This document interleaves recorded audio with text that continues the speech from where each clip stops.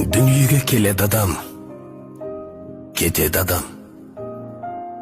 Кімге қоныс болмаған дүние жалған.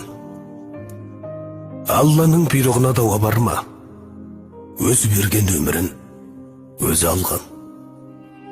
Сіз жоқсыз арамызда, жылап қала бердік біз артыңызда. Орның қалдау, ордай асыл әке. Не қыларсың, не істерсің бұл тағдырға? Не істерміз, өмірге бағынамыз, еске алып, өзіңді жабығамыз.